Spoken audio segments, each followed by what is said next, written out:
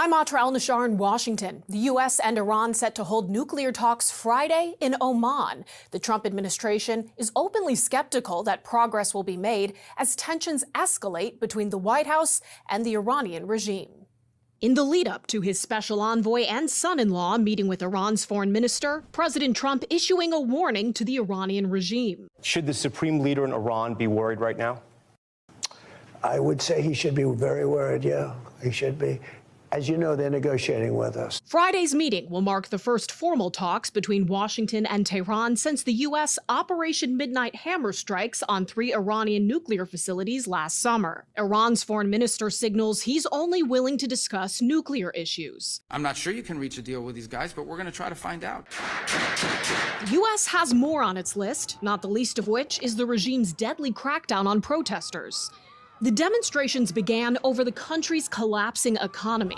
Estimates vary and investigations are ongoing, but thousands of Iranians are believed to have been killed by government security forces. One of the reasons why the Iranian regime cannot provide the people of Iran the quality of life that they deserve is because they're spending all their money, they're spending all their resources of what is a rich country, sponsoring terrorism, sponsoring, all these proxy groups around the world. Ayatollah Ali Khamenei labeling the protests seditious, claiming they were mobilized by the U.S. and Israel. Saying in this translated post, what makes the American character of this movement evident is the statements of the President of the United States. He clearly said to the rioters, go ahead, move forward, I'm coming. The protesters have said, where are the Americans? You promised them we would have their back. Do we still have their back? Well, we've had their back, and look, that country's a mess right now because of us. We went in, we wiped out their nuclear. In the background of these talks are buildups of both American and Iranian military forces in the region.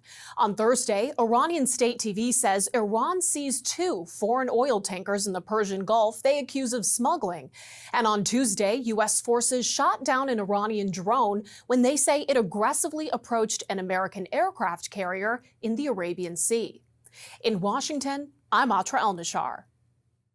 Tense negotiations with Iran as the Ayatollah shows new signs of desperation to hold on to power. We are tracking the latest information out of those meetings that just wrapped up after weeks of military buildup there in the Middle East. And thanks for joining us. I'm Jan Jeffcoat.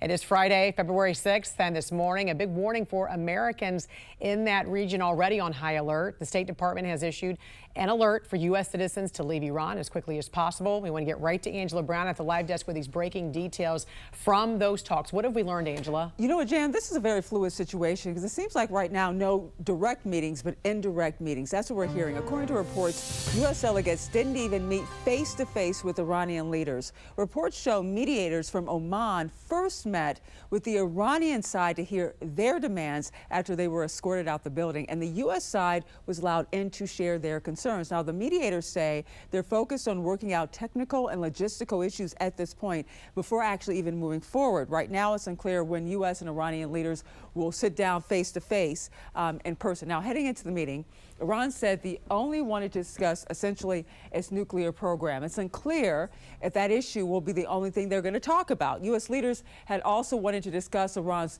brutal crackdown of nationwide protesters as well. You have Special Envoy Steve Witkoff. You have the president's son-in-law, Jared Kushner, representing the U.S.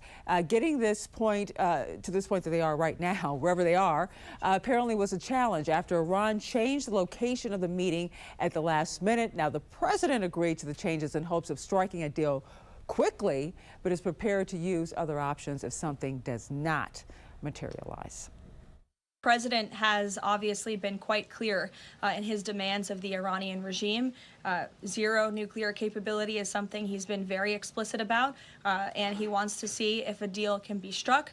And while these negotiations are taking place, I would remind the Iranian regime that the president has many options at his disposal.